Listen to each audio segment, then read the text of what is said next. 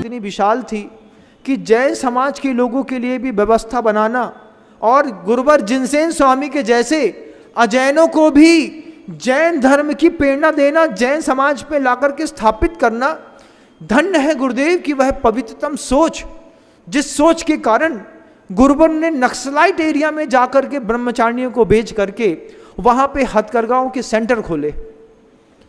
कितनी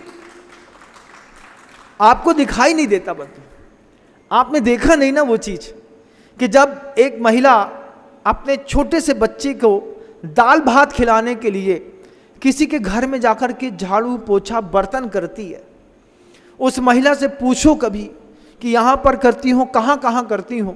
5 घरों में करती है तो वो बहुत बड़ी अमीर नहीं हो जाती।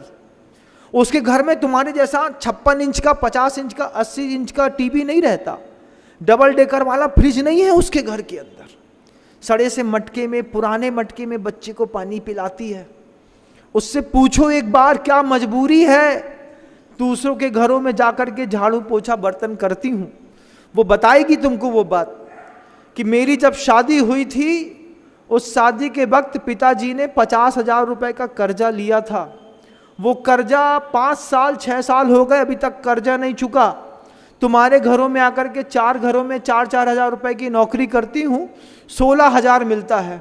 उसमें से परिवार पालना, परिवार की रक्षा करना, बच्चों को शिक्षा देना, वस्त्र देना, भोजन देना, फिर उस शादी का कर्जा चुकाना। माथा सोच करके गर्म होता है।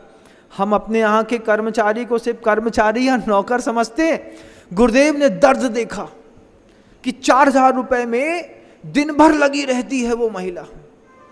फिर सिर्फ यही काम नहीं है, इसके अलावा भी कितनी महिलाएं ऐसी हैं परिवार चलाने के लिए सेक्स वर्कर के रूप में काम करती है। कितना आपराधिक जीवन है, कैसा दास्तामय और दर्दमय जीवन है बंधु। उस दर्दमय जीवन को कभी कल्पना करो कि अपने पुत्र का पेट भरने के लिए, अपनी बच्ची का शील बचाए रखने के लिए कोई व्यक्ति अपना शील बेचती हो।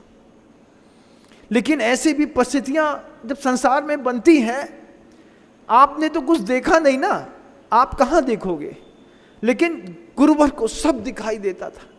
जब बताया कि कलकत्ता के रेड लाइट एरिया में 10,000 सेक्स वर्कर हैं, आचार्य भगवंत ने हे राम क्या अनीति हो रही है। फिर चिंतन करते हुए गुरुवर कहते हैं कि वो अपनी मर्जी से तो वहां पे नहीं गई होगी, उसको भी कोई मजबूरी रही होगी। 12-14 साल की भी ऐसी बेटियां रहती हैं बंधुओं कि 14 साल की बेटी के ऊपर अपने ही घर के 3 भाइयों को या बहनों को पालने की जवाबदारी आ जाती है। वक्त से पहले जब बाप मर जाते हैं, बच्चा वक्त से पहले बाप बन जाता है और उसको दिखता है ये चीज कि मेरे 2 बेटियां 2 बच्चियां और हैं, उसको भी पालना है। तो 14-14 साल की बच्चियों को जब कोई कहीं पर स्थान नहीं मिलता, वो भी रेड लाइट एरिया में जा करके उस तरीके का व्यवसायिक जीवन जीती हैं और अपना परिवार पालती हैं और बोलती हैं कि मैंने अपराध किया, तुम मत करना, मैं अपने घर के दूसरे लोगों को इस अपराध में नहीं डाल सकती। गुरुवर देखते थे सब चीज, हर चीजों पे गुरुदेव की दृष्टि जाती थी। और ऐसे ट्राइबल एरिया में, नक्सलाइट एरिया में पर की स्थिति और परिस्थिति दोनों सुधारने के लिए, मन स्थिति भी और परिस्थिति सुधारने के लिए अच्छे घरों की ब्रह्मचारियों को भेज करके पिंडुर की डिंडोरी के पास 18-15 किलोमीटर अंदर एक गांव है जहां पर सिर्फ आदिवासी महिलाएं रहती हैं।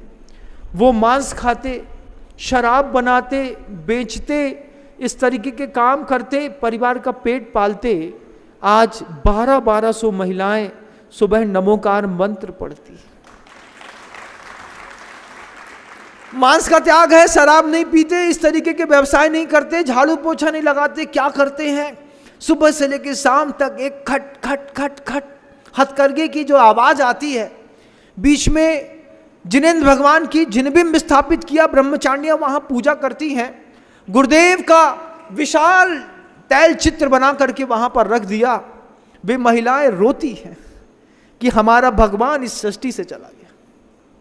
हमको तो संवेदनाएं उतनी है नहीं, बड़े घर के लोग हैं, लेकिन जिसका जीवन गुरुदेव ने बदला है, एक बार उससे पूछो एक देवता के जाने का दर्द क्या होता है।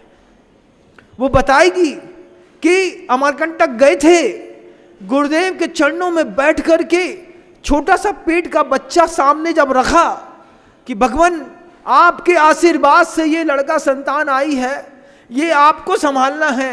गुरुदेव आश्वासन देते रहे कि हाँ मैं आऊँगा आऊँगा आऊँगा, और आते आते अनंत की यात्रा पर निकल गए। सोचो जब घर में रात में 1 घंटा लेट पति आता है तो पत्नी को कितनी चिंता होती है। उनका तो परमात्मा निकल गया उनके जीवन के बीच से, क्या दर्द होगा, कैसे वो जीते होंगे। आज भी रोते हैं, नमोकार मंत्र पढ़ते हैं, और आज उनने कसम खा ली है इस बात की, 600 700 परिवारों ने, हम मर जाएंगे लेकिन कभी भी मांस भक्षण नहीं करेंगे, शराब नहीं पिएंगे, अपने बच्चों को ऐसे काम नहीं कराएंगे। सहारा किसका है? एक हथकरघे की साड़ी का। एक हथकरघे की साड़ी आप पॉलिस्टर की खरीदते हैं, बड़े बड़े घरों की खरीदते हैं, वो एक हथकरघे की साड़ी किसी का जीवन चलाती है, किसी को सेक्स वर्किंग से बचाती है, किसी को झाड़ू पोछा से बचाती है, किसी बच्ची की जान बचाती है। कितनी कीमती हो गई वो साड़ी। वो साड़ी सिर्फ साड़ी नहीं है, वो साड़ी बहुत सारे लोगों का देवशास्त्र गुरु पे विश्वास है। वो साड़ी, चाहे वो हथकरघे की साड़ी हो, नैपकिन हो, टॉबिल हो, कुछ भी हो, जब आप अपने परिवारों में हथकरघे के वस्त्रों का प्रयोग करते हैं, आपको लगता है कि सिर्फ कपड़ा पहन लिया, लेकिन आपको ये नहीं पता कि इसके कारण किसी महिला की आस्था आज भी अहिंसा पर वहाँ पर रुकी हुई है। कि एक भगवान हमारे लिए डिंडौरी के इंटीरियर एरिया में आया, एक भगवान हमारे लिए डोंगरगढ़ में आया, एक भगवान हमारे लिए तिहाड़ जेल के अंदर आया।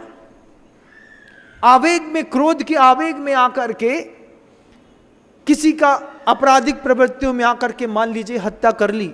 आवेश 1 मिनट का, लेकिन आवेश की सजा 20-20, 30-30 सालों की। तिहाड़ जेल के अंदर गुरुवर ने हथकरघा खोला और वहां खोल करके लोगों से, उन अपराधियों प्रवृत्ति के लोगों से कहा, हथकरघा चलाइए, थोड़ा मानसिकता स्वस्थ करिए।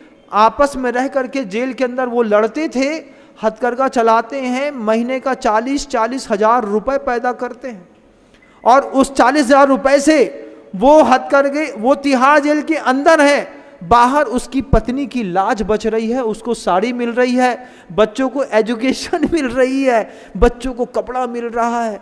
ऐसा धरती का कोई देवता इस धरती से उठ के चला गया। क्या क्या दे गए हमको। अमीरी और गरीबी के बीच का वो जो एक सामाजिक व्यवस्थाओं में बहुत बड़ा भेद पड़ गया था, उस भेद को काटने के लिए आचार्य श्री जी ने सबसे पहले डिसेंट्रलाइजेशन पॉलिसी लेकर के आए। कोई भी चीज सेंट्रलाइज होती है तो एक व्यक्ति के पास पैसा पहुंचता है। गुरुदेव ने ऐसे प्रकल्प रखे, छोटा थोड़ा सही, धीरे धीरे सही, बढ़ेगा तो बढ़ते बढ़ते एक दिन बढ़ जाएगा। आज जरूरत है उस गुरुदेव के प्रकल्प में हमको एक क्रांतिकारी आग लगाने की। संकल्प करिए इस बात का। सोमवार को, शनिवार को, रविवार को एक दिन हथकरघा की साड़ी ही पहनेंगे, हथकरघे के कपड़े ही पहनेंगे। जब भी किसी को चीकट में कुछ देना है तो सिर्फ हथकरघा। जब कभी भी किसी को कोई गिफ्ट बांटनी है तो सिर्फ हथकरघा। हथकरघा सिर्फ हथकरघा नहीं है, उसके कारण तुम्हारे गुरु के ऊपर किसी का विश्वास जमा हुआ है। हाथ में पौधा उगाना सबके बस की बात नहीं है। गुरुदेव ने हाथ पे पौधा उगा करके लोगों को संभाला है बंधु। गुरुदेव जो करके गए, गुरुदेव का जो स्वस्थ पौष्टिक चिंतन था, गुरुदेव हमेशा कहते थे 98% लोग हैं अब व्रती हैं, कब भटक जाएं कब गिर जाएं कोई भरोसा नहीं। उनको कैसे बचाएंगे? हथकरघे का सहारा दिया। कैसे बचाएंगे? पूरी मैत्री का सहारा दिया। उनको कैसे बचाएंगे? उनके लिए नाना प्रकार के और प्रकल्प खड़े किए, उनको जीवंत किया। बीना 12 में शांतिधारा दुग्ध योजना जोड़ी।